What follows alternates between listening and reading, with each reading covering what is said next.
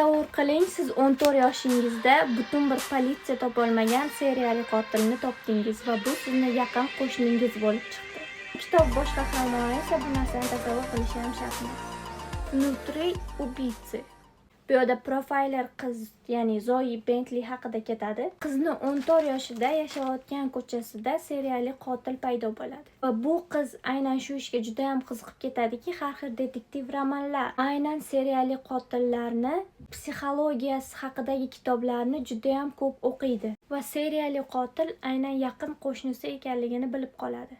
Va buni politsiyaga ota-onasiga aytganda hech kim ishonmaydi. Aynan shuni isbotlash uchun ham u seriyali qotilni uyiga, xonasiga kiradi va ozgina qoladi keyingi qurboniga aylanishiga seriyali qotilni. Lekin shunda ham hech kim ishonmaydi unga. Kitob hammasini aytib spoilerlar bermayman. Bu kitob asosiy qismi emas edi men aytgan ma'lumotlar va shuning uchun ham aytaman, bu juda ham qiziqarli kitob. Aynan detektiv romanini o'qish boshlamoqchi bo'lganlar uchun juda ham zo'r tanlov. Detektiv kriminal kinolarni ko'rish yaxshi ko'radiganlar uchun ham juda ham zo'r tanlov. Aynan shu kitob meni birinchi o'qigan detektiv asarim bo'lgani uchun ham yaxshi tanlov deb ayta olaman. Sizlar ham menga o'xshab detektiv asarlarga kirmoqchi bo'lsanglar, kitobga obzor qiziqarli bo'lgan bo'lsa, menga obuna bo'lishni unutmang.